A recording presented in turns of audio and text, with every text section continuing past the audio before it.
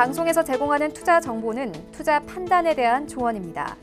방송에서 제공하는 주식의 가치, 가격 상승 및 가격 하락에 대해서는 방송사에서 보장하지 않습니다.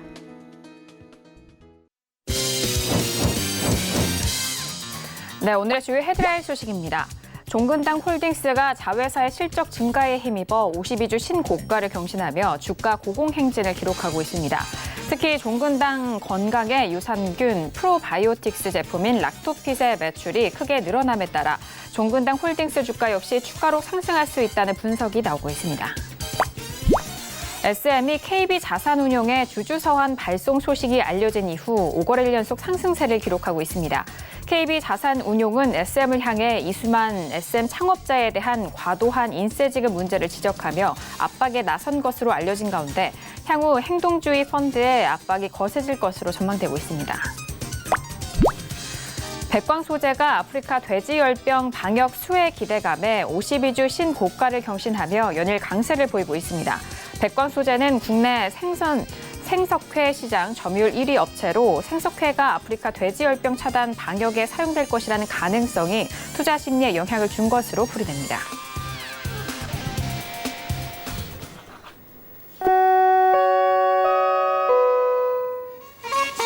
네, 안녕하세요. 평택초놈 정석투자 김은혜입니다. 오늘 다시 재개된 오늘 우리 시작은 양 지수 모두 상승으로 이번 한 주간의 시장을 모두 마무리가 됐습니다. 간밤 뉴욕 증시는 금리 인하에 대한 기대감 속에서 그리고 미중 무역 분쟁에 대한 완화 기대감, 거기에 더불어서 대화 가능성까지 열리면서 상대 지수 모두 상승으로 마감이 된 상황인데요. 우리 증시 안에서는 현물에서는 매도를 보인 외국인은 선물 시장에서는 매수로 대응한 상황입니다. 거기에 더불어서 오늘 원달러 환율은 1,180원대를 다시 돌파한 상황인데요. 한편 오늘 코스닥 지상의 탄력이 참 좋았습니다. 1% 넘는 상승으로 외국인과 기관의 수급 속에서 상당한 탄력을 받았고요. 대부분의 업종이 오른 상황입니다. 자, 이렇게 오늘 금요일장이 모두 마무리가 됐습니다. 오늘도 정석투자와 함께 하시면서 오늘 시장에 대한 정리와 그리고 다음 주 우리 시장에 대한 대응 전략까지도 꼼꼼하게 확인해 보시길 바라겠습니다. 그럼 오늘 시장 흐름 다시 한번 정리합니다. 시세 보시죠. 네, 오늘 코스피 지수는 전일 대비 0.16% 상승한 2072.33에 장을 마쳤습니다. 수급상 확인하시죠. 기관 홀로 순매수, 반면 개인과 외국인은 동반 순매도 이어갑니다. 코스피 시가총액 상위 종목 확인하시죠. 삼성전자와 SK하이닉스는 오늘 강보합권에서 마무리가 됩니다. 셀트리온도 역시나 강보합권 마감 속에서 19만 6,500원에 장을 마쳤습니다. 계속해서 코스피 시가총액 상위 종목 확인하시죠. LG화학은 오늘 하락세로 약보합권으로 33만 500원에 장을 마쳤고요. 현대모비스도 역시 0.23% 내린 22만 원에 오늘장 마무리가 됐습니다. 오늘 코스닥 지수는 전일 대비 1.24% 상승한 716.53에 장을 마쳤습니다. 수급상 확인하시죠. 기관과 외국인의 동반 순매수, 반면 개인 홀로 순매도 이어갑니다. 코스닥 시가총액 상위 종목 확인합니다. 셀트리온 헬스케어 등 약보합 마감 속에서 57,300원에 장을 마감했고요. 헬릭스미스는 1.49% 오른 19만 700원에 오늘장 마무리가 됐습니다. 계속해서 코스닥 시가총액 상위 종목 확인합니다. 메디톡스는 오늘 0.44% 약보합권으로 43만 3,100원에 장을 마쳤고요. 셀트리온 제약도 0.19% 내린 5만 1,500원에 오늘장 마무리가 됐습니다. 네, 본격적으로 오늘 금요일장 정석투자 시작합니다. 금요일 저녁은요, 봉주 선생님과 함께합니다. 봉주 선생님 안녕하세요. 네, 안녕하세요. 네, 반갑습니다. 전일장에는 휴장이었기 때문에 뵙지 못했고 오늘 다시 재개됐는데 양 지수 모두 상승으로 좋은 흐름을 보여줬습니다. 오늘 우리 시장 어떻게 보셨을까요? 네, 오늘 시장은 굉장히 좀 불안한 출발을 했다가 그리고 회복, 다시 또 불안한 흐름을 보였었는데요. 코스닥 시장은 워낙 좋았죠. 처음부터 쭉 강한 흐름을 보였었기 때문에 크게 걱정할 필요가 없었는데요. 코스피는 불안한 흐름을 보였습니다. 다만 역시 장중에 선물의 어떤 영향으로 강한 반등이 나왔었고요. 또 선물의 영향으로 다시 조정을 받는 그런 모습을 보였는데요. 오늘 코스피의 흐름은 전반적으로 선물 흐름의 영향을 크게 받았다 그렇게 볼 수가 있을 것 같습니다. 다음 주가 만기지 않습니까? 그래서 지금부터 변동성이 많이 발생을 하죠. 그런 부분에서 좀 큰 그 영향을 받은 그런 흐름이고요. 한국 시장 같은 경우에는 수요일에 금요일 같은 경우에는 크게 빠지는 그런 흐름까지는 아닐 것이다 그렇게 말씀을 드렸었는데요. 뭐 비슷한 흐름은 나온 것 같습니다. 반등 시도도 있었고요. 다만 조금 아쉬운 건 역시 조정을 크게 받으면서 크게 상승한 게 없었다는 게 조금 아쉽다 그렇게 볼 수가 있겠습니다. 어쨌든 지금 한국 시장의 추세적인 흐름 자체가 좋지 않기 때문에 이런 모습이 나온다고 볼 수가 있겠고요. 다음 주에 어떤 흐름 같은 경우에는 역시 해외 증시에 영향을 크게 받을 수가 있기 때문에 일단 기본적으로 한국 시장은 단기적으로 최소한 다음 주 초반 정도까지는 크게 뭐 빠지거나 그런 변동성이 발생할 가능성은 떨어지지만 해외 증시에 영향을 받을 수 있기 때문에 해외 증시를 살펴보면서 대응하면 될 것 같습니다. 어쨌든 오늘 시장은 무난하게 잘 끝났다. 이 정도로 정리를 할 수가 있을 것 같습니다. 네, 오늘 상해종합지수는 1% 넘는 하락을 보였습니다. 이 상해종합지수 반면에 우리 시장에 대해서 좀 선방을 보이면서 말씀드렸듯이 또 무난한 흐름으로 마무리가 됐고요. 다음 주 초반까지는 단기적인 반등에 좀 무난한 흐름으로 예상을 하고 있는 만큼 거기에 더불어서 변수인 해외 증시만 또 잘 살펴보시면 좋을 것 같습니다. 자, 이렇게 오늘은 봉주 선생님과 금요일장 함께 이어가 볼 텐데요. 첫 번째 코너로 들어가 볼게요. 오늘의 첫 번째 코너는 종목 핫5 시간이 기다리고 있습니다. 자, 이번 한 주간은 우리 시장 뜨겁게 달궜던 5종목에 대해서 알아보는 시간인데요. 먼저 핫5 5종목들 화면 통해서 확인하시죠. 네, 종목 핫5 시간입니다. 첫 번째 종목은 한국전력이 올라왔습니다. 두 번째 종목 확인하시죠. 태림포장이고요. 세 번째 종목은 남선알미늄입니다. 그리고 네 번째 종목은 S넷이 올라왔고요. 마지막 다섯 번째 종목은 KMW가 올라왔습니다. 네, 이번 한 주도 5종목이 이렇게 올라왔는데 이번 한 주간은 또 새롭게 올라온 종목들도 보이는 것 같습니다. 자, 먼저 5종목에 대해서 총평 들어볼까요?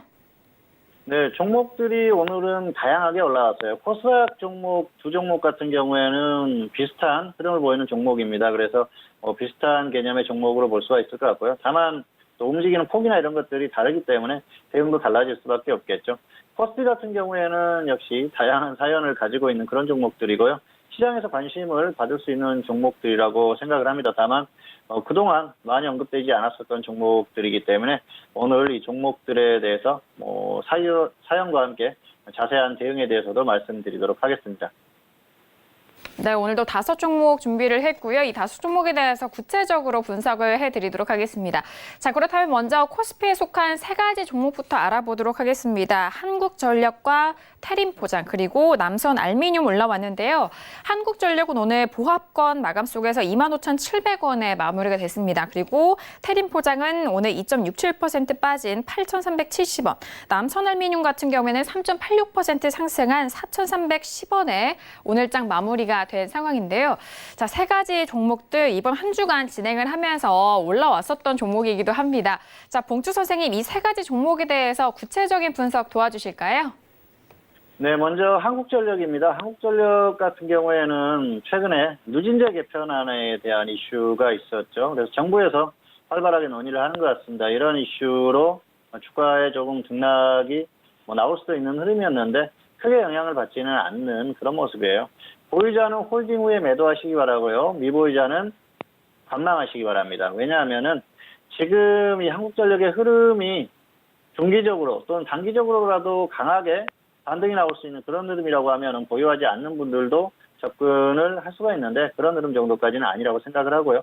보유하신 분은 지금 낙폭이 크기 때문에 반등이 더 나와주거나 아니면 확실히 밀리거나 그때 정리를 하시는 게 좋을 것 같습니다. 자, 한국전력은 지금 추세가 굉장히 좋지 않죠. 중장기적으로 추세가 좋지 않고요. 다만 이전에 좀 반등이 나왔었죠. 단기적으로는 어느 정도 흐름이 나왔던 그런 흐름이고요. 그리고 나서 조정을 받고 있는 것 같습니다. 어쨌든 그런 흐름들이 지속되고 있는 흐름이기 때문에 여기에서는 굳이 무리할 필요는 없을 것 같고요. 보유하신 분들은 낙폭이 이미 크기 때문에 여기서 던지기는 아쉽죠. 그래서 조금 홀딩하셨다가 던지셔도 무리가 없다 생각을 하고요. 한국전력은 그동안 꾸준히 추세적으로 조정을 받았어요. 2016년 5월이 고점입니다. 그러다 보니까 지금 벌써 몇 년 동안 하락하고 있죠. 그래서 한 3년 정도 하락을 하고 있지 않습니까?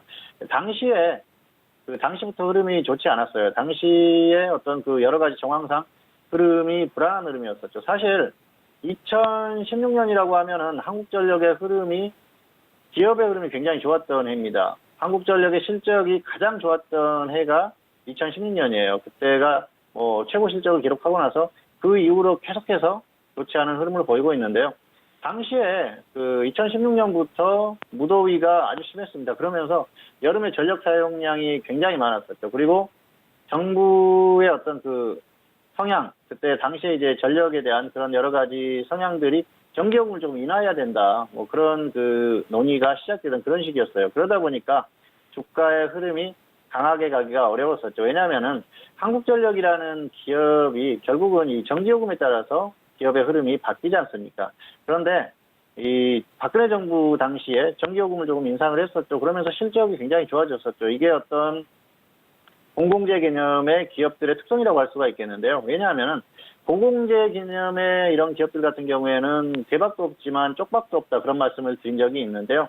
실적을 임의로 조절을 할 수가 있어요. 그러다 보니까 한국전력이 이전에 계속해서 적자가 나는 그런 상황 아니었습니까? 그래서 그때 이제 전기요금을 인상을 하면서 결국 그 적자가 흑자로 전환됐고 그런 흐름 속에서 주가 흐름이 굉장히 좋아졌었거든요. 그런데 2016년을 기점으로 해서 다시 또 전기요금을 인하해야 되는 그런 상황을 맞이하게 된 것이죠. 그러다 보니까 주가가 강하게 갈 수 없었죠. 그리고 그 주가의 어떤 흐름 자체가 선반영됐었기 때문에 이미 2016년에 최고 실적을 기록한다는 것을 알고 있었지만 주가의 흐름은 이미 꺾이기 시작했다는 것이죠. 그런 것들이 주식시장의 어떤 특성이다 그렇게 볼 수가 있겠고요. 그런 흐름이 지금도 이어지고 있습니다. 여름에 전기요금 대란이 발생을 하면서 국민들이 분노가 극에 달했었죠. 그러면서 정부도 전기요금을 인하를 해주면서 조금 국민들을 달래는 그런 흐름이었고요. 그러다 보니까 지금 어떤 실적이나 이런 것들이 좋지 않아요. 한국전력의 실적이 2016년을 기점으로 해가지고 계속해서 하락하고 있습니다. 그러다 보니까 지금까지 좋지 않은 그런 흐름이고요. 그리고 최근에 또 정부가 탈원전 정책을 계속 펴고 있지 않습니까? 원전 가동률을 낮추고 그런 것들을 계속 추진하는데요. 원전 가동률을 조금 높이긴 했지만은 기본적인 정부의 정책 방향이 탈원전이에요. 그러다 보면은 이게 결국은 실적에 부담이 될 수밖에 없는 구조가 될 수가 있겠죠. 왜냐하면은 역시 발전에 대한 기본적인 비용이나 이런 것들이 상승할 수밖에 없겠죠. 정부에서는 탈원전 정책 자체로는 한전의 실적에 영향을 미치지 않는다 그렇게 얘기를 하고 있습니다. 그게 맞을 수도 있습니다. 그것들을 보완할 수 있는 어떤 여러 가지 방향이나 방법들을 제시를 한다고 하면 충분히 가능하겠죠. 그런데 현재까지 나타난 상태로는 약간 좀 불안한 감이 있어요. 그래서 그런 것들은 향후의 상황을 지켜봐야겠지만은 전반적인 의견들 자체는 탈원전 자체가 조금 부담이 되지 않나 그렇게 생각을 하는 것 같습니다. 어쨌든 정부에서도 여러 가지 또 대책을 강구를 하고 있기 때문에 그런 부분이 또 좋은 흐름으로 나와진다고 하면 한전에도 도움이 되겠죠. 그런데 지금 객관적으로 나온 수치 자체는 실적이 좋지 않아요. 그런 것들이 상당히 주가에 부담을 줄 수 있는 그런 요인이라고 볼 수가 있겠고요. 최근에 정부에서 논의를 하고 있는 게 누진제 개편안입니다. 가정용 전기요금이 그런데요. 가정용 전기요금 같은 경우에는 누진제를 적용하지 않습니까? 전기를 많이 사용할수록 전기요금이 급격히 늘어나요. 그런 것들을 개편을 하겠다는 것이죠. 그래서 지금 누진제에 대한 폐지, 확장, 축소 이런 세 가지 개편안을 놓고 논의를 하고 있어요. 폐지를 하게 되면은 한전에서 3천억 원 이상의 부담을 더 떠안아야 되는 그런 상황입니다. 그리고 확장하거나 축소를 하더라도 역시 2천억 원 정도의 부담을 안고 있기 때문에 어떤 식으로 하더라도 한전에는 부담이 될 수밖에 없어요. 결국은 지금 정부의 논의 자체가 한전의 실적에는 부담을 주는 것이라는 것이죠. 그래서 이게 확정이 된다고 하면은 더 좋지 않은 흐름이 나올 가능성이 있는데요. 한전으로서는 참 곤혹스러운 상황이죠. 왜냐하면은 기업의 어떤 가치, 실적 이런 것들을 생각했을 때는 누진제에 대한 개편 이런 것들을 반대를 해야 되는데 정부의 안을 또 반대할 수도 없지 않습니까? 어쨌든 한전이라는 자체가 공기업의 형태를 띠고 있기 때문에 정부의 이런 것들을 받아들일 수밖에 없는 것이죠. 그러다 보니까 지금 굉장히 좀 불편한 흐름이지 않나 생각을 하고요. 그리고 주가 자체도 좋지 않은 흐름이라는 것이죠. 어쨌든 지금은 이런 상황 때문에 계속해서 좋지 않은 흐름이 나올 가능성이 상당히 높습니다. 그리고 최근에 전력 판매에 대한 방법이나 이런 것들을 또 제도를 개편하려는 움직임도 나오고 있습니다. 정부에서 역시 노력을 하고 있고 연구를 하고 있는 그런 부분인데요. 그동안에는 한전에서만 전력을 판매를 했지 않습니까? 독점이었어요. 그런데 발전 사업자가 독자적으로 기업들과 계약을 맺고 전기를 판매할 수 있는 그런 제도를 지금 만들려고 하고 있습니다. 현실적으로는 좀 어려운 부분이 있기 때문에 이게 과연 그게 실행이 될지에 대해서는 상당히 좀 어려운 부분이 아닌가 생각을 하는데요. 물론 그 부분도 실행이 된다고 하면 한전에게는 역시 더 좋지 않은 그런 결과가 나오지 않나 생각을 합니다. 자, 어쨌든 이런 부분들이 지금 한전을 압박을 하고 있습니다. 그래서 전반적으로 한국전력의 어떤 실적이나 그리고 그 주가의 흐름 이런 것들이 좋지 않은 흐름으로 가고 있고요. 그런 것들이 유지될 가능성이 높습니다. 어쨌든 여름이 되면은 상당한 부담을 안을 수 있는 기업이 한국전력이에요. 원래는 한국전력의 어떤 그 성수기라고 하면 여름이라고 할 수가 있겠죠. 전력 소모가 많아지면서 수요가 많아지면서 그 실적이라든지 이런 것들이 폭발하는 시기가 여름이었는데요. 이제는 오히려 한전을 압박하는 그런 시기가 여름이 되면서 오히려 더 그 불안한 흐름을 보이지 않나 생각을 합니다.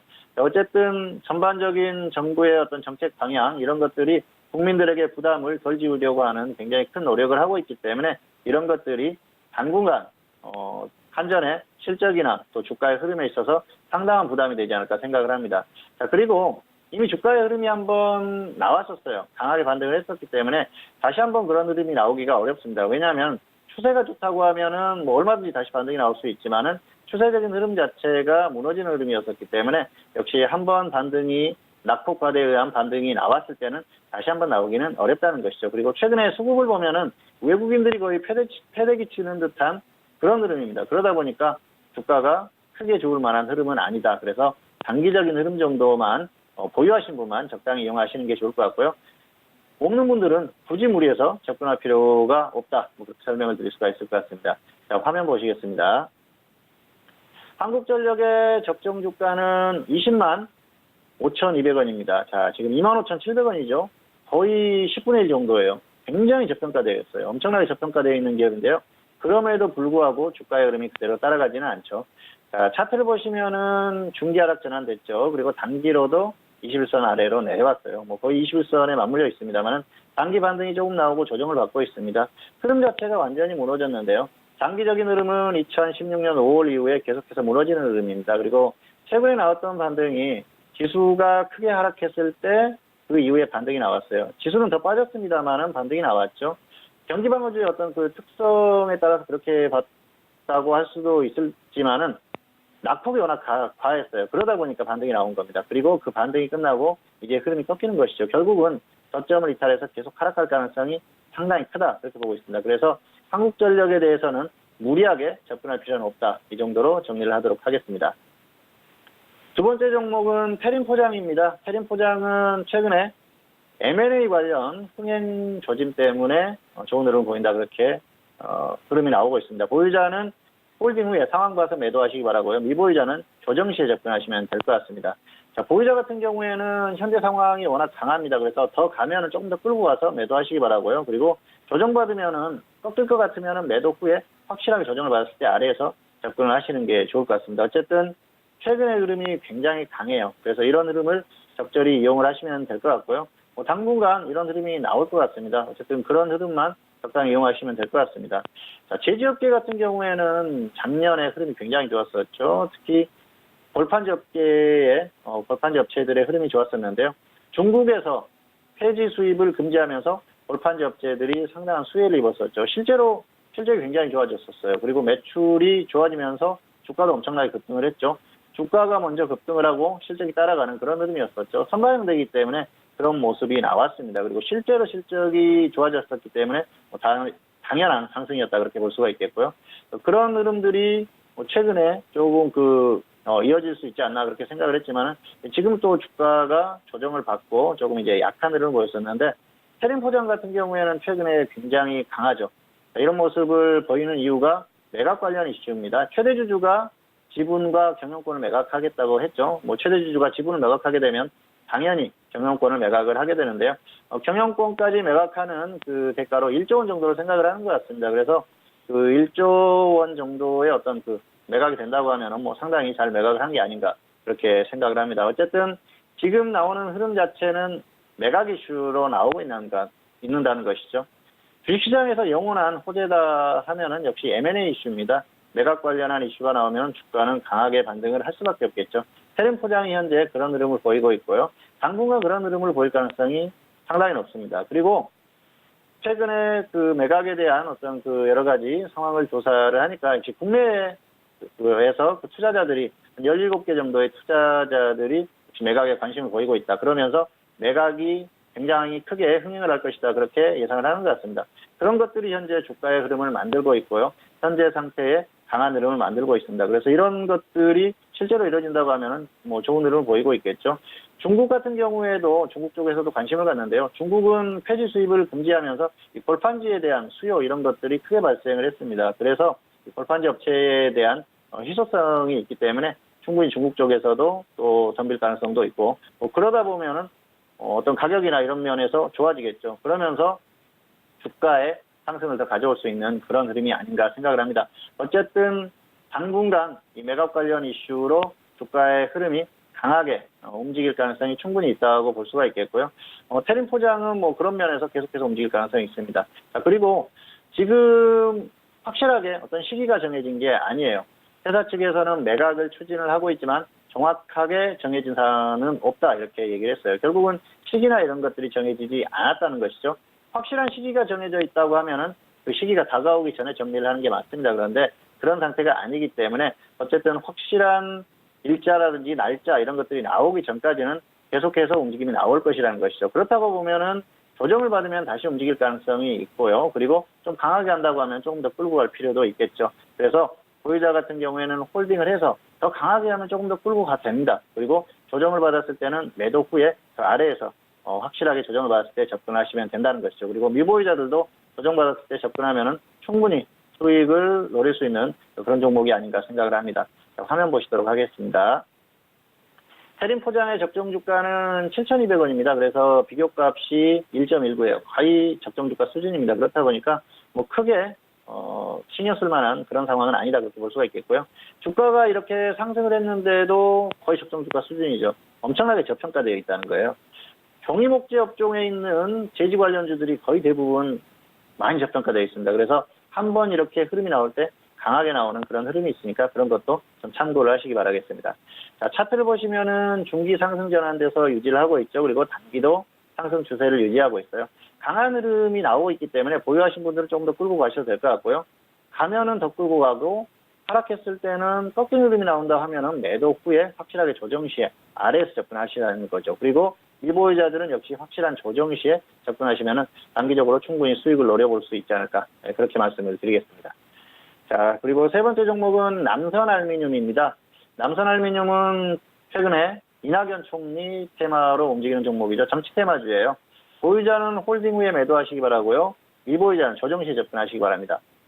최근에 주가의 흐름이 굉장히 강하죠. 그렇다 보니까 여기에서 굳이 뭐 섣불리 던질 필요는 없을 것 같습니다. 보유하신 분들은 조금 더 끌고 가서 매도하셔도 될 것 같아요. 단기적으로 움직임이 강하기 때문에 위로 올라가면 조금 더 끌고 가보시고요. 그리고 조정받으면 역시 빨리 매도를 하고 나서 확실하게 조정을 받았을 때 접근을 하자는 것이죠. 미보유자들은 이렇게 주가가 강하게 높게 상승했는데 무리할 필요가 없습니다. 조정받으면 접근하고 아니면은 그만이다 그렇게 대응을 하시면 될 것 같습니다. 자, 최근의 이슈는 여론조사 이슈예요. 여론조사를 했는데 이낙연 총리의 지지율이 상당히 높게 나왔다고 합니다. 차기 대선 그 후보들에 대한 지지율 조사였었죠. 뭐 후보들이 다양하게 있겠습니다만 이낙연 총리의 지지율이 더 올라서 굉장히 좋은 그 지금 현재 2위를 유지하고 있는데요. 2위가 황교안 대표입니다.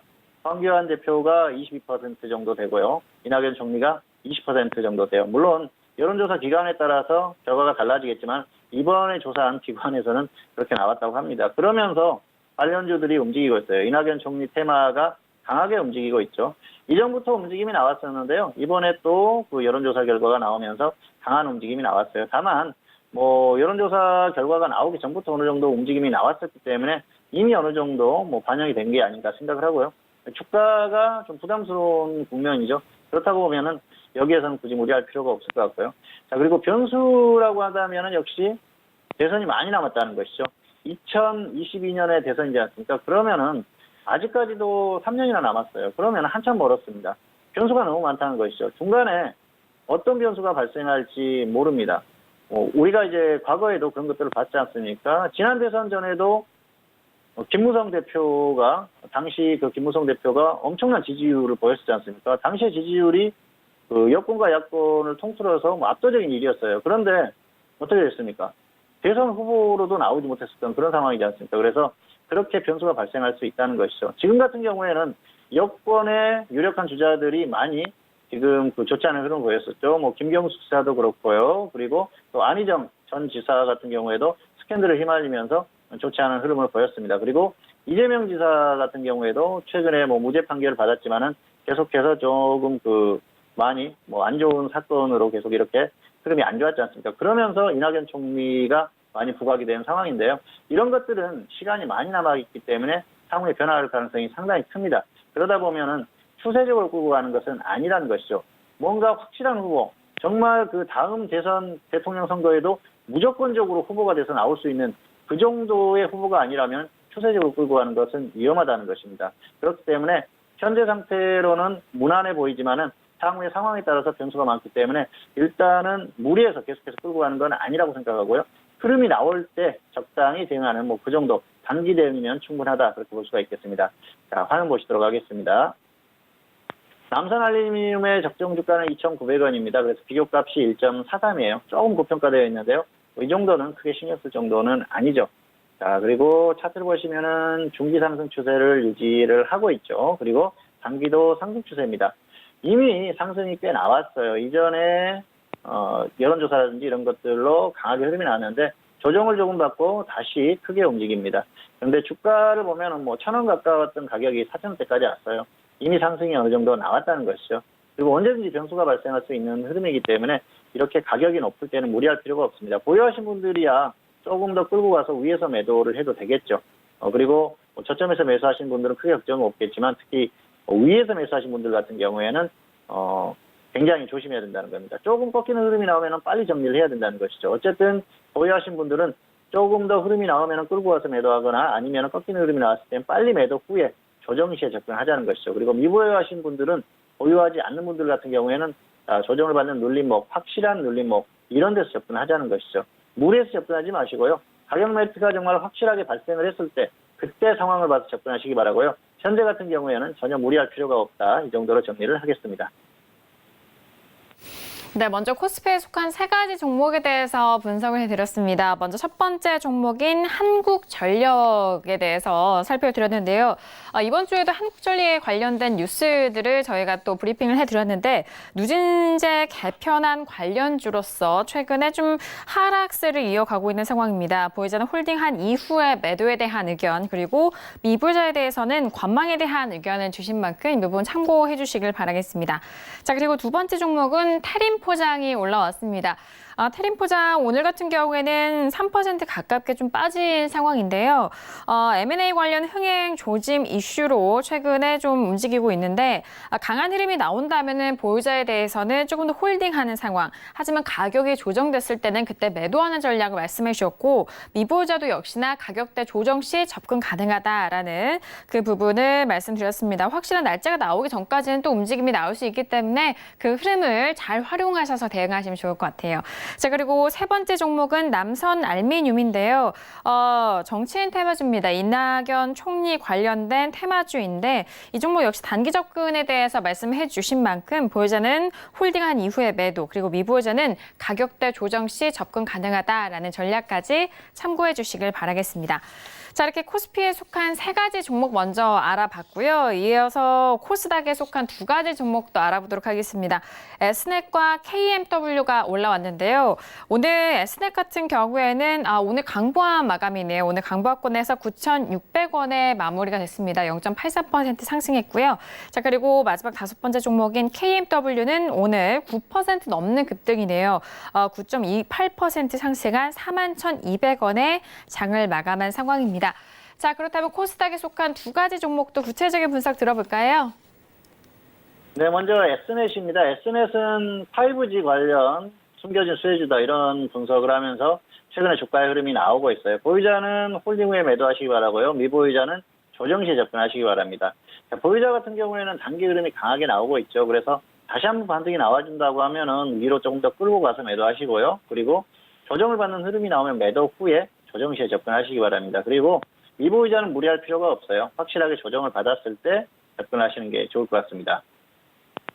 S넷 같은 경우에는 SI, NI, 시스템 통합 그리고 네트워크 솔루션 업체죠. 역시 유무선 통합 네트워크 솔루션 사업을 하고 있습니다. 그러다 보니까 5G와 연관된 그 사업적인 흐름을 보인다는 것이죠. 5G가 활성화되면서 또 인터넷 기반 그 사업들이 활성화가 되게 되면은 S넷도 사업적인 수혜를 입을 가능성이 상당히 높다. 그렇게 얘기를 하는 것 같습니다. 그리고 최근에 또 해외 업체들과 관련된 그 관계사의 어떤 흐름 이런 것들이 결국 실적을 좋게 만들 것이라는 예상을 하는 것 같고요. 국내 5G 기반 사업이 활성화되면서 기업의 흐름이 좋아질 것이라는 예상을 하는 것 같습니다. 맞는 말입니다. 5G 쪽에 사업이 활성화되고 또 인터넷 기반에서 좋은 흐름이 나오면은 S넷도 흐름이 좋아지겠죠. 그런데 직접적으로 5G 관련 사업을 하는 건 아니에요. 그렇다 보니까 이게 유례성 흐름일 가능성도 충분히 있다는 것이죠. 그래서 무리할 필요는 없는 그런 흐름이라고 볼 수가 있겠고요. 어쨌든 단기적으로 강한 흐름이 나오고 있기 때문에 이 정도만 충분히 대응하면 크게 무리가 없을 것 같습니다. 그리고 최근에 5G 관련주들이 흐름이 좋지 않습니까? 그래서 이런 흐름만 이용해서 적당히 이용을 하시면 될 것 같고요. 어쨌든 단기 흐름이 이렇게 강하게 나오는 종목들은 무시할 필요가 없습니다. 적절히 흐름을 이용해서 대응하면 충분하다 그렇게 볼 수가 있겠습니다. 화면 보시도록 하겠습니다. 자, S넷의 적정 주가는 12,800원이에요. 비교값이 0.74입니다. 조금 저평가되어 있죠. 그래서 단기에 급등을 했는데도 저평가되어 있기 때문에 좀 안정적인 흐름이 아닌가 생각을 하고요. 차트를 보시면은 중기 상승 추세를 유지를 하고 있습니다. 그리고 단기도 상승 추세죠. 흐름이 굉장히 강해요. 5G 관련주로 움직임이 나오고 있습니다. 그래서 보유하신 분들은 조금 더 끌고 가도 되죠. 특히 저점에서 매수하신 분들은 크게 상관이 없죠. 조금 더 가거나 아니면 꺾이거나 언제든지 매도해도 상관이 없는데요. 위에서 매수하신 분들이 조금 고민이 되겠죠. 이렇게 위에서 매수하신 분들은 빨리 매도를 해야겠죠. 그런데 최소한 본전 오면 매도 안 한다는 생각을 하시고 조금 더 끌고 가도 된다는 것이죠. 그리고 확실하게 꺾이는 흐름이 나왔을 때는 정리 후에 아래에서 다시 한번 접근을 하시자는 것이죠. 이렇게 눌림목이나 확실한 저점에서 다시 한번 접근하시면은 수익 확률이 높다는 것이죠. 어쨌든 움직임이 좋은 종목이기 때문에 조정 시에 접근하면은 충분히 가능성이 높다고 말씀을 드리고 싶고요. 보유하지 않는 분들은 무리하지 마세요. 조정 받으면은 아래에서 접근을 해보시고 그렇지 않으면은 관망을 하시는 게 좋을 것 같습니다. 자, 두 번째 종목은 KMW입니다. KMW는 통신장비 업체죠. 역시 5G 투자의 최대 수혜주다. 이런 분석이 나오고 있는 것 같습니다. 보유자는 매도 후에 재매수하시기 바라고요. 미보유자는 확실한 조정 시에 접근하십시오. 어설프게 조정받았을 때 접근했다가 좀 고생할 수도 있습니다. 낙폭이 커지면은. 그래서 확실하게 조정을 받으면은 그때 접근을 하시는 게 좋을 것 같습니다. 자, 최근 강세는 역시 5G 관련 이슈로 움직임이 나오고 있는데요. KMW 같은 경우에는 5G 테마의 대표적인 종목 중에 하나죠. 초기부터 움직임이 쭉 나왔었고요. 엄청난 강세를 보이고 있습니다. 그래서 계속해서 좀 어느 정도 흐름이 나올 가능성이 상당히 높다 그렇게 볼 수가 있겠죠. 통신장비 업체들이 전반적으로 흐름이 좋은데요. 이게 역시 5G 쪽의 어떤 사업이 활성화되면서 KMW도 수혜를 입을 가능성이 상당히 높기 때문에 이런 흐름들이 나오고 있습니다. 그래서 당분간은 이런 강한 흐름이 나올 가능성이 상당히 높다 그렇게 보고 있습니다. 다만 현재 상태는 기대감이에요. 5G라는 게 어떤 그 사업적인 흐름으로 있어서 매출이 엄청나게 발생을 하고 현재까지 그런 상황까지는 아직은 아니지 않습니까? 그러다 보니까 아직까지는 기대감이라는 것이죠. 매출은 나중에 발생을 하겠죠. 그리고 발생이 크게 할 수도 있고 아닐 수도 있습니다. 다만 지금은 이 정도의 어떤 흐름이 나오기 때문에 흐름만 적절히 이용을 하자는 것이죠. 자, 그래서 이런 그 흐름을 적절히 이용하시면 되는데요. 아직 움직이지 않은 종목들 같은 경우에는 적당히 대충 매수를 해가지고 좀 끌고 가도 됩니다. 그런데 이렇게 급등을 한 종목들 같은 경우에는 상당히 그 대응을 잘 하셔야 돼요. 보유하신 분들은 물론 저점에서 매수하신 분들은 크게 상관이 없어요. 그런데 위에서 매수하신 분들은 특히 대응을 잘 하셔야 되고요. 그리고 보유하지 않는 분들은 무리할 필요가 없습니다. 무리하게 덤빌 필요가 없고요. 조정을 확실하게 받으면은 그때 접근하면 된다는 것이죠. 절대로 무리하지 말라는 말씀을 다시 한번 드리겠습니다. 물론 이 테마가 계속해서 움직이고 있기 때문에 추세적으로 더 갈 수도 있습니다. 주가가 더 상승할 수도 있어요. 그런데 어떤 사유로든지 강하게 이렇게 움직였던 종목들이 꺾이면 낙폭이 크다는 것이죠. 그 순간을 견디기가 굉장히 힘듭니다. 물론 매수해놓고 무조건 장기 투자를 할 거야 그렇게 생각하시는 분들은 주가가 하락하나 상승하나 그냥 끌고 가겠지만은 그렇지 않고 단기의 수익을 노리는 분들 같은 경우에는 스트레스가 엄청나거든요. 그래서 정말 확실한 가격 메리트가 발생하면 접근하시라는 말씀을 드리겠습니다. 자, 차트 보시겠습니다. KMW의 적정 주가는 8,400원입니다. 비교값이 4.4예요. 3배 이상, 4배 정도 고평가가 됐다는 것이죠. 상당히 고평가가 됐습니다. 8,000원의 적정 주가인데 4만 원이라면 엄청나게 지금 고평가되어 있다 그렇게 볼 수가 있겠죠. 차트를 보시면은 중기 상승 추세 유지하고 있고요. 단기도 상승 추세입니다. 흐름이 워낙 좋습니다. 5일선 타고 계속 상승해요. 자, 주가를 보시면은 주가가 본격적으로 움직이기 시작했던 게 10,000원대 초반이에요. 그런데 4만원대까지 왔습니다. 엄청나게 상승을 했죠. 단기에 거의 폭등세를 보였어요. 이 종목이 가장 강한 5G 테마주 중에 하나입니다. 그러다 보니까 가격에 대한 메리트는 전혀 없어요. 자, 그렇다고 봤을 때는 상당히 신중한 접근을 해야겠죠. 보유하신 분들, 특히 아래에서 이런 데서 접근하신 분들은 걱정이 없습니다. 더 가면은 끌고 가고 조정받으면은 대충 매도한 후에 조정받으면 더 아래에서 접근하지 이렇게 하면 되는데요. 위에서 매수하신 분들, 여기나 특히 이런 곳에서 매수하신 분들이 많을 거예요. 그런 분들, 특히 위에서 매수하신 분들은 본전 오면은 해야지 이렇게 생각하다가 갑자기 급락하면은 본전에 매도를 못하는 경우도 있습니다. 그런 분들은 빨리 매도를 하고 다시 보시는 게 나을 것 같고요. 이런 정도의 매수만 아니라고 하면은 다른 분들 좀 아래에서 접근하신 분들 같은 경우에는 상승하면 위에서 매도하거나 아니면은 하락하면은 꺾이는 흐름이 나왔을 때 매도한 후에 확실하게 아래에서 접근을 하시라는 것이죠. 어쨌든 이런 종목들은 확실하게 조정을 받았을 때 접근해야 됩니다. 그리고 보유하지 않는 분들도 최소한 이렇게 61선 근처까지 하락했을 때 접근을 해야 안전하다는 것이죠. 가장 안정적인 것은 121선 이하까지 조정을 받으면 접근하는 겁니다만은 그런 경우는 테마가 완전히 꺾이거나 아니면 종목 자체적으로 확실히 꺾이는 흐름이 나왔을 때니까 확률이 그렇게 크지는 않습니다. 어쨌든 흐름이 살아있는 종목이기 때문에 확실하게 조정을 받았을 때 접근하면 확률이 없다는 말씀을 드리고 싶고요. 절대로 무리하지 말라는 말씀을 다시 한번 드리면서 설명을 마치도록 하겠습니다. 네, 코스닥에 속한 두 가지 종목도 분석해드렸습니다. 자, 먼저 Snet 같은 경우에는요, 오늘장 같은 경우에는 Snet 강보합권 마감이 됐습니다. 5G의 숨겨진 수혜주 분석 속에서 최근에 이 종목 강세 흐름을 이어가고 있는데요. 보유자는 조금 더 홀딩한 이후에 매도에 대한 의견과 그리고 미보유자는 가격대 조정 시 접근 가능하다라는 전략도 전달해드립니다. 자, 그리고 다섯 번째 마지막 종목인 KMW는요. 역시나 5G 투자 최대 수혜주 분석이 연일 강세 흐름을 보여주면서 오늘은 9% 넘게 올라왔습니다. 4만 원대가 돌파가 됐는데 보유자는 현재 가격대 매도 이후에 가격대 재조정 시 재매수에 대한 의견과 그리고 미보유자도 확실한 조정 시 접근하자라는 의견이신데요. 최근에 또 추세와 움직임이 살아있는 종목인 만큼 가격대가 어느 정도 눌린다면은 접근 가능하다, 유효하다라는 전략까지 참고해 주시길 바라겠습니다. 자, 이렇게 다섯 종목까지 알아봤고요. 지금 시각은 10시 37분 지나가면서 오늘 금요일장에 뉴욕 증시가 개장이 된 지 7분 정도가 지난 상황입니다. 자, 전일장 같은 경우에는 뉴욕 증시 3대 지수 모두 상승으로 마무리가 됐는데요. 오늘장도 상승 출발이 된 상황입니다. 여전히 금리 인하에 대한 기대감을 받고 있는 시장인데요. 일단 이르면은 이번 달 그리고 7월까지 금리 인하 가능성을 좀 열고 보고 있는 상황인 것 같습니다.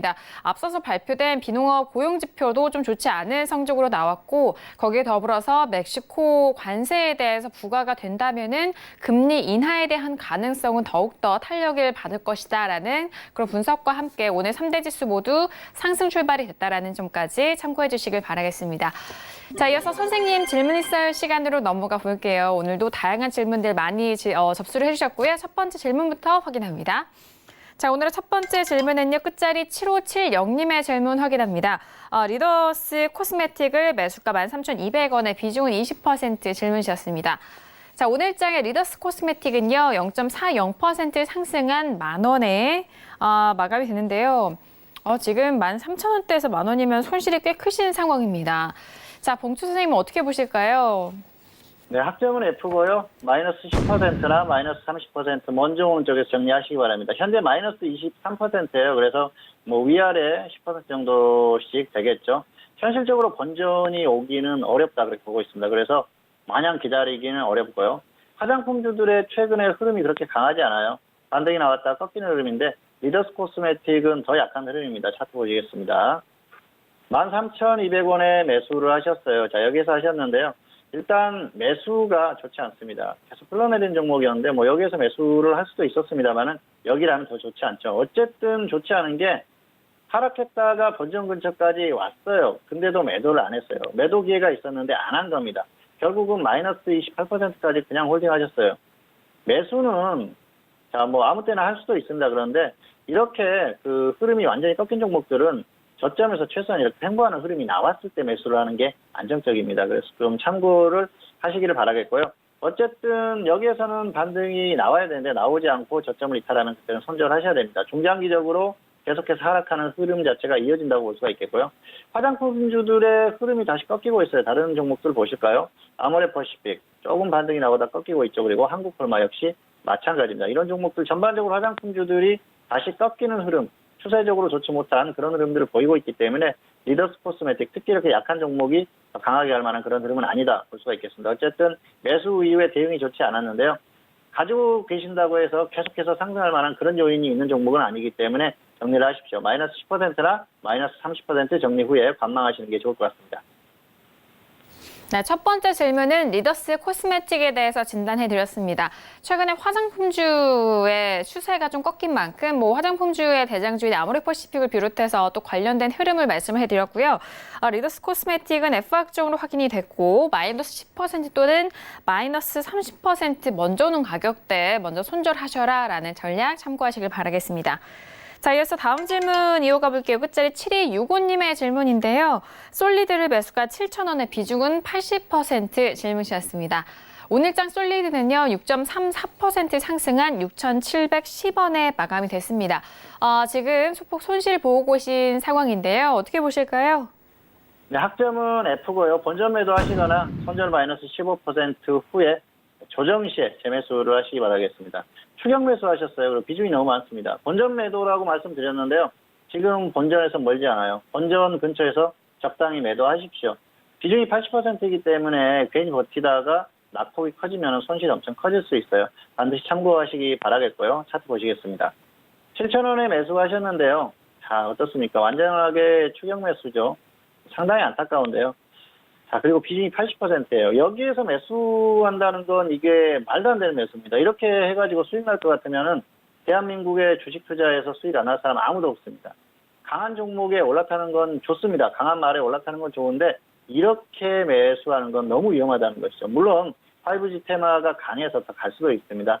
더 수익이 날 수도 있고 그러는데 이렇게 해서 수익이 나고 습관이 되면은 결국은 실패한다는 것이죠. 습관 반드시 고치시기 바라겠고요. 어쨌든 매수가가 너무 높아요. 확실하게 조정을 받으면 다시 접근하시기 바라고요. 지금 본전 근처고 비중이 80%이기 때문에 본전 근처에서 적당히 정리를 하십시오. 정리하고 나서 확실하게 조정받으면 아래에서 접근하세요. 그러면은 강한 흐름을 보이고 있기 때문에 다시 반등할 가능성이 있거든요. 수익 확률이 높아지니까 그렇게 대응하시기 바랍니다. 특히 비중이 많은데 혹시라도 종목의 어떤 그 변수라든지 이런 거에 발생해서 크게 하락하면 그때 손실이 커집니다. 그때는 매도를 못하게 됩니다. 그런 상황이 발생할 수도 있으니까 반드시 좀 본전 근처에서 매도하시기 바라겠고요. 혹시라도 급락하는 흐름이 나왔을 때는 그때는 15%엔 정리를 하자는 것이죠. 장중에 낙폭이 워낙 그 등락폭이 크기 때문에 15%까지 정했는데요. 어쨌든 본전 근처에서 빨리 정리를 하시고 확실한 조정 시에 다시 한번 접근하시기를 바라겠습니다. 네, 솔리드에 대해서 진단해드렸습니다. 반등 시에는 본전의 매도에 대한 전략과 그리고 손절에 대해서는 마이너스 15% 매도 이후에 확실한 조정 시 접근하자라는 의견이신데요. 지금 워낙 적부다신 매수가 자체가 좀 높기 때문에 이런 부분에 있어서 가격대가 확실하게 조정 시 그때 다시 한번 접근해 보시길 바라겠습니다. 자, 이어서 다음 질문도 이어가 볼게요. 끝자리 3307님의 질문인데요. 차바이오텍을 매수가 16,350원에 비중은 20% 질문이셨습니다. 오늘장 차바이오텍은요, 0.90% 상승한 16,800원에 마감이 되면서 현재 수익을 보고 계신 상황입니다. 봉투쌤은 어떻게 보실까요? 네, 학점은 B고요. 마이너스 5% 손절 그리고 수익은 플러스 20%이 정도 보시면 될 것 같습니다. 마이너스 5% 플러스 20% 이렇게 대응하시면 될 것 같은데요. 매수를 잘하셨어요. 이 정도면은 뭐 매수를 더 이상 잘할 수가 없겠죠. 차트 보시겠습니다. 16,350원에 매수하셨는데요. 자, 여기에서 매수하셨죠. 최저점에서 매수하셨습니다. 그래서 매수를 상당히 잘하셨다. 그렇게 말씀을 드리겠습니다.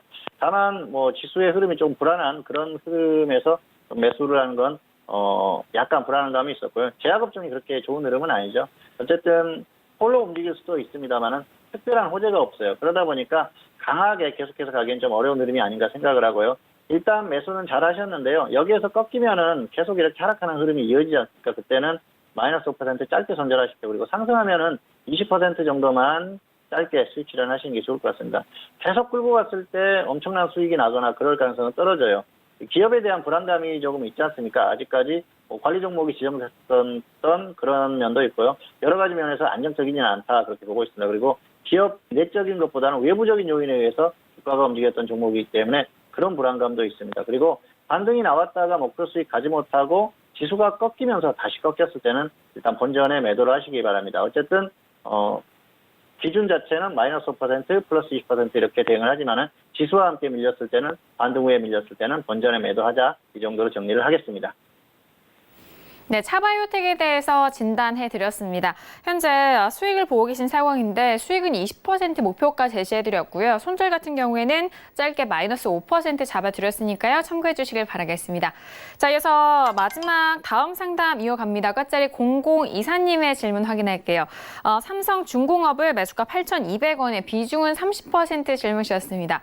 오늘장 삼성중공업은요 0.51% 빠진 7,780원에 마감이 됐습니다. 삼성중공업 지금 손실 구간인데요. 어떻게 보실까요?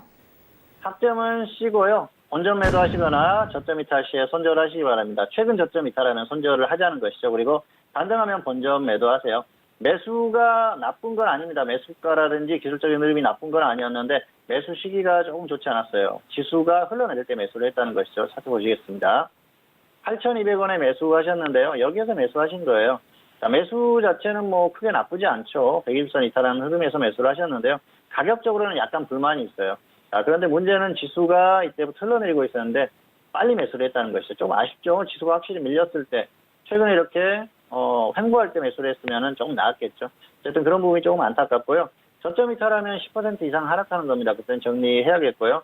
또 반등이 나왔을 때도 일단 10% 정도 하락했다가 반등이 나오는 흐름이기 때문에 본전에 매도하십시오. 그리고 중요한 건 조선주들이 추세적으로 갈 만한 흐름은 아니라는 거예요. 수주에 대한 기대감 이런 것들이 있었는데 최근에 또 수주가 좋지 않게 변하고 있지 않습니까? 그리고 장기적인 추세 자체가 조선주들이 갈 만한 그런 흐름은 아니고 지수 역시 방해할 가능성이 높기 때문에 중기적으로 보는 건 아니다 그렇게 볼 수가 있겠습니다. 그래서 단기로 보시는 게 맞을 것 같습니다. 본전 매도하시거나 손절 마이너스 10% 후에 관망하시는 게 좋을 것 같습니다. 네, 삼성중공업에 대해서 진단을 해드렸습니다. 본전 매도 또는 저점 이탈 시 손절에 대한 의견까지 참고해 주시길 바라겠습니다. 네, 오늘도 선생님 질문 있을 시간을 통해서 다양한 질문들에 대한 상담 도와드렸습니다. 말씀드린 내용에 대해서는 투자 판단에 대한 조언이고요. 해당 상품의 가치와 수익률을 보장하지 않는다는 점 다시 한번 유의해 주시길 바라겠습니다. 자, 이렇게 이번 주 한 주간의 시장이 모두 마무리가 됐습니다. 그렇다면 다음 주 우리 시장에 대한 전망은 어떻게 보고 계신지 함께 이야기를 나눠볼게요. 자, 봉주 선생님, 다음 주 우리 시장 어떻게 보실까요?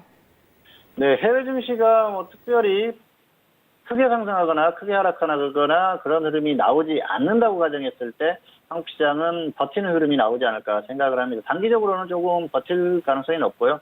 반등을 시도할 가능성이 아직까지는 여전히 남아있다고 생각을 합니다. 자, 수요일에도 설명을 드렸지만은 월요일에 급등했던 부분은 수요일까지 어느 정도 해소가 됐어요. 그래서 다시 원점으로 돌아왔다는 말씀을 드렸고요. 그렇기 때문에 반등을 조금 더 시도할 가능성이 아직까지는 남아있다고 봅니다. 오늘도 반등을 시도를 했었는데요. 좀 아쉬운 반등 시도였었죠. 이건 해외 증시에 대한 불안감이 여전히 남아있기 때문입니다. 그래서 지금은 해외 증시가 역시 가장 중요한 키포인트가 될 가능성이 높습니다. 미국 시장이나 중국 시장이나 강한 흐름을 보인다고 하면 한국 시장은 단기적으로 조금 생각보다 강한 흐름이 나올 수도 있고요. 또 확 꺾인다고 하면 더 확 밀릴 수도 있죠. 다음 주가 만기주입니다. 그게 변수예요. 만기주에는 변동성이 굉장히 커요. 특히 해외 증시가 어떤 추세적으로 최소한 단기적인 추세, 며칠 동안의 어떤 흐름 이런 것들이 강하게 나왔을 때는 단기적으로 강한 흐름이 나올 수도 있기 때문에 미국 시장이 더 반등을 해준다고 하면은 월요일이나 화요일 이런 때는 좀 강한 반등이 나올 수도 있습니다. 그런 부분들은 생각을 해보시기 바라고요. 최소한 버티는 흐름 정도는 월요일, 화요일 정도는 가능하다고 생각을 합니다. 그리고 다음 주 중반 이후에는 다시 좀 약간 불안한 흐름도 나올 수 있기 때문에 일단 추세에 대해서는 좀 부정적으로 보기 때문에 지금 추세가 어쨌든 무너지는 흐름이지 않습니까? 추세에 대해서는 역시 보수적 관점으로 보시기를 바라고요. 다음 주 초반 정도는 반등을 시도할 수는 있다. 그 정도로 말씀을 드릴 수가 있을 것 같습니다. 어쨌든 추세 자체가 불안한 흐름을 보이고 있기 때문에 너무 무리한 대응은 하지 마시고요. 초반에 단기 반등 정도, 그 정도까지 설명을 드릴 수가 있을 것 같습니다. 네, 초반에 단기 반등에 대해서 하지만 추세에 대해서는 보수적으로 살펴보시길 바라겠습니다. 자, 오늘 저희가 준비한 소식과 내용은 여기까지입니다. 오늘 저희 방송은 서울경제TV 홈페이지를 통해서 다시 볼 수 있으니까요. 많이 활용해 주시길 바라겠습니다. 그럼 저희는 다음 주 이 시간에 다시 돌아오도록 하겠습니다. 함께해 주신 여러분 오늘도 고맙습니다.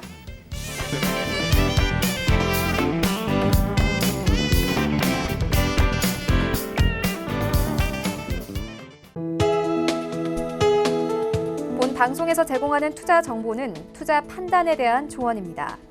방송에서 제공하는 주식의 가치, 가격 상승 및 가격 하락에 대해서는 방송사에서 보장하지 않습니다.